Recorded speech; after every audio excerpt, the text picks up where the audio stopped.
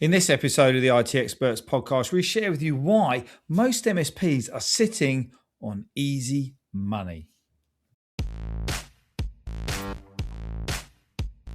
Welcome to the IT Experts podcast, the only podcast to help MSPs scale to 1 million, and if already there, get to 5 and go faster. At the end of the day, isn't it all about building a business that works for you rather than you for it? I hope you enjoy the show. So good morning, good afternoon, good evening. Welcome to the IT Experts podcast. This is a little bit of a Breakfix edition here. It might be a little bit longer than the normal 10 minutes, but we just hear so many times and we get so many great results inside the Growth Hub of helping our clients uncover the opportunity of really good account management. But sometimes people just want to know, Ian, tell me what I need to do. And that is exactly what we are going to do. What I'm going to do for you today is going to give you a jab in the ribs, a poke in the eye, whatever you want to receive it, into the top 10 things you need to do to extract some money straight from your clients straight off the bat. Now, the problems that normally happen when people think about this type of thing is that there's a fear of upsetting their clients, with a commercial conversation. You've had a really good technical relationship with these people so far, your clients so far, and all of a sudden you're now talking about money. Well, we can overcome that because it needs to be really around a conversation around how you can add value to them. Some people sort of think they're going to come across as being salesy rather than that trusted advisor. Are you all of a sudden going to start getting the contract out and start hitting me with that? I don't really want to open up those conversations. One of the other worries we also see is the fact that you might think they're going to say, no, I don't want to improve my IT landscape and update this new antivirus or put in this new system or bring in some AI or whatever. And they might kind of shop around. And also it's like you don't really know kind of like what's inside these individual accounts. The upshot is that there's easy revenue left on the table. And we were only just talking to one of our brand new clients who's great. He hasn't even been in 2.5 months yet, and they have uncovered £100,000 monthly recurring revenue that was just sitting there because they never kind of knew the process that they needed to go through. Now, that's not clickbait. That's following a process. That's having that structure. That's being disciplined and accountable to kind of show up and do exactly what you need to do. Everybody on this call, if you're an ambitious MSP, have got the exact opportunity to do just that. You might have some clients where they're buying services elsewhere. Hopefully you've got everything, the Microsoft stack is all coming from you, but they might be buying some other bits and pieces elsewhere. You've got flat and shrinking margins if you are not putting up your prices, having proper account management conversations with your client. You'd be running a pretty irresponsible MSP because, as a business owner, as a director, you are legally obliged to make a profit. That's kind of the whole point of being in business. So we need to make sure that we've got that all in place. Some people also worry about the fact that, it's all a bit reactive. We're not a strategic partner. We'll become a strategic partner because if you don't become a strategic partner of your clients, somebody else will, believe you me. And, the last thing really in this sort of bit is that it's all around, is it going to be burning out from volume-led growth? You're just hunting and hunting and hunting, small numbers of people, small numbers of seats within an MSP, or it could be large, high volume, but low profit margin. We had one client came through the Growth Hub and he was turning about £2.2 million. He had 35 clients. Wouldn't you love a business like that? The reason that was the case, he was super deliberate on who his target market was. We've talked about it before. We've bleated on about it before. We've moaned about it before. And it's all around that whole niching thing. So if you need to get money, have quick growth, put up with, some of the things that have been pressed on us from Rachel in accounts, we need to make sure that we're always on top of this. This is the golden goose, as Stuart says, that keeps on giving all of the time. If clients are already paying you already, you don't have to do any marketing, and let's just go through these 10 steps, right? Let's just cut to the chase. Right, number one. Action number one, make a list of every single client that you've got, okay? Put them in a list. There's no assumptions. There's no favorites. You can't grow what you don't know, right? So we start to review these and making sure that you know who they are and kind of can grade them into an A, B, and a C client. Make sure, obviously, you're looking at your MSP clients. All of the project work is amazing. It's part of the MSP model. but it's not going to grow monthly recurring revenue and transferable value. It will help you get over a bit of a hump in the cash flow, but we need to make sure we're looking at those MSPs. So, action 2, white space selling. Let's review exactly what each client currently buys. What do they actually pay for? What's your margin on this service?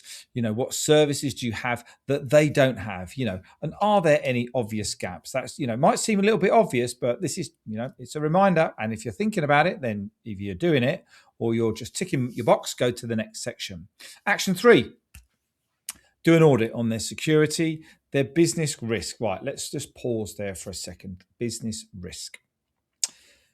Let's make sure we're having proper risk conversations with your prospects and about how your IT can help them overcome and mitigate those risks.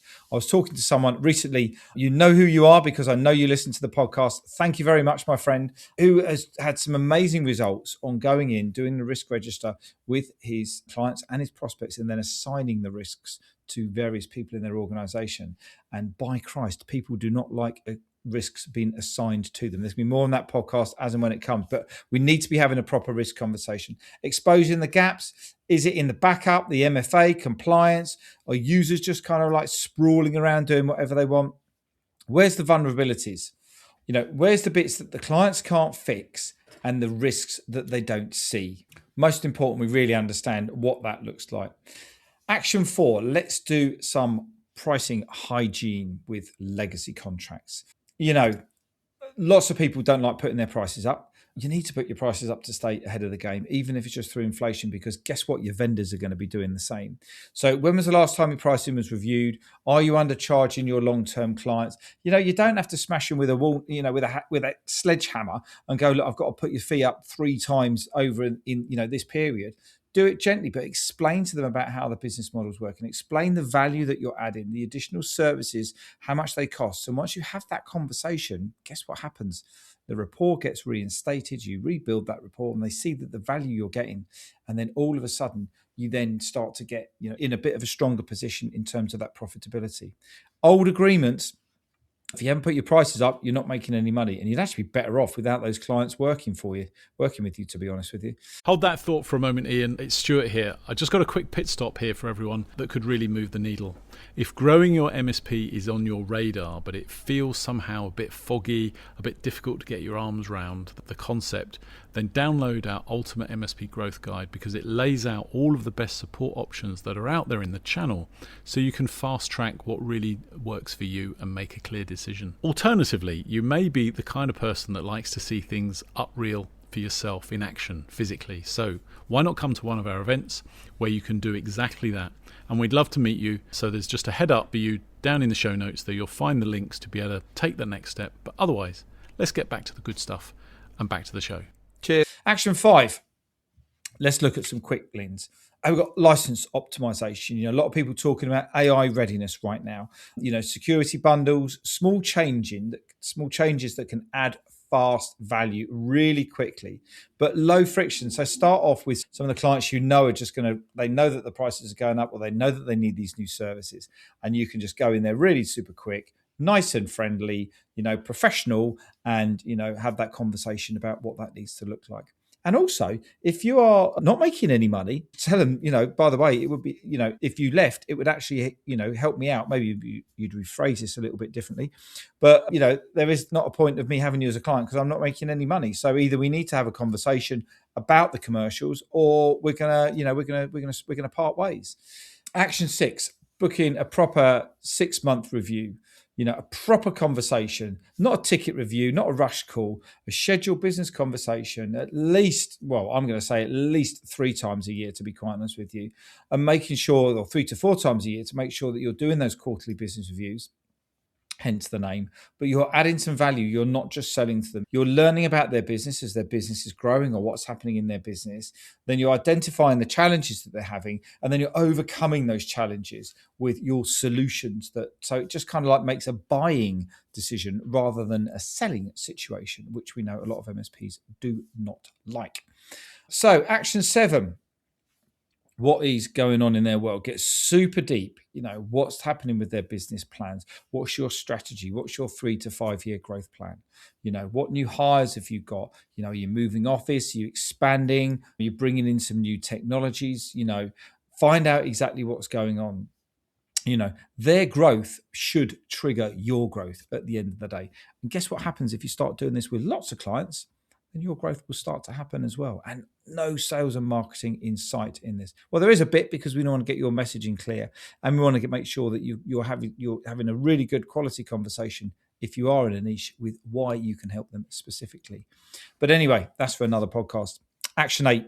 Let's educate them on everything you actually offer, everything that you do. The clients might see you as just doing IT support or the bit of security, but show them what you do in advisory, CTO. We've got a lot of clients who are doing CTO work right now because they love it. And guess how much managed service work that generates? Quite a bit.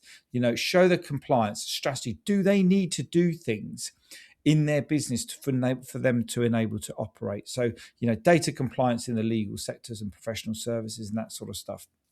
And share with them what you've got currently, where they're at, what you've got currently, and also what you're looking at, what you're going to be coming and doing, innovatively as the IT experts, as it would be, moving forwards. Your clients can't buy what they can't see.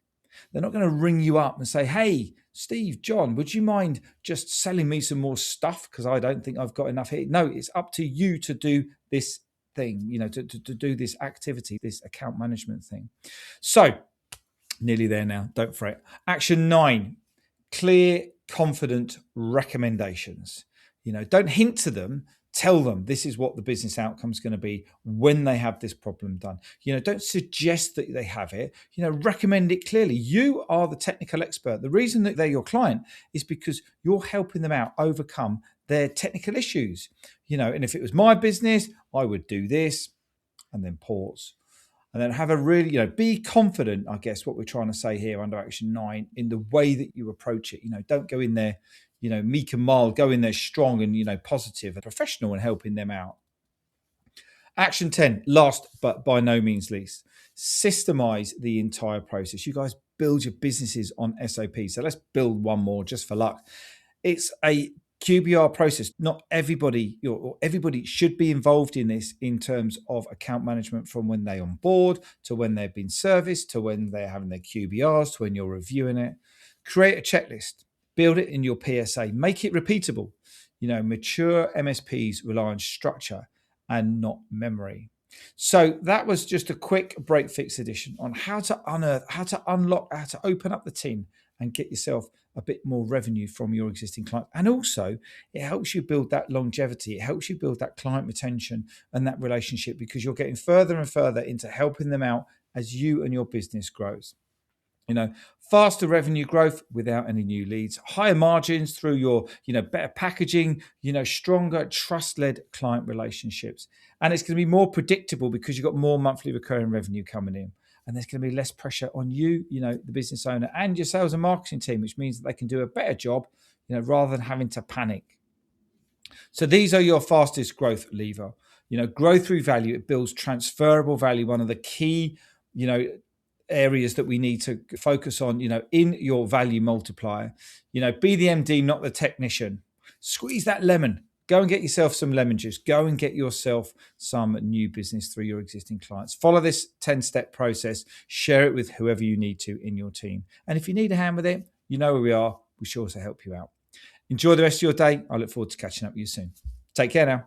And in next week's show, we've got a real treat for you. We've got Julie, our leadership coach, back in the house. And we're going to be talking about what to do when good teams go wrong. So if you've got a good team, but you want a great team in your MSP, then do not miss next week's show. See you then. Just before you go, and if you're curious about how this episode links with the ability to scale your MSP to $1 million, or if you're already there, accelerate to 5, then we want to invite you to come and take the MSP Mastery Quiz. And in just 3 minutes, you're going to get a 360-degree scan of your business where you can identify the 1 or 2 tactics that can help you find more time, engage and align your people, and help generate more leads in your MSP. It's really simple. Just click on the link in the show notes. And if you have enjoyed this episode, we'd love to get some feedback from you by means of a rating, review on Spotify or iTunes or your podcast platform of choice. We really appreciate every single one of them. Now you can go and enjoy the rest of your day, and we look forward to catching up and connecting with you soon. All the best now.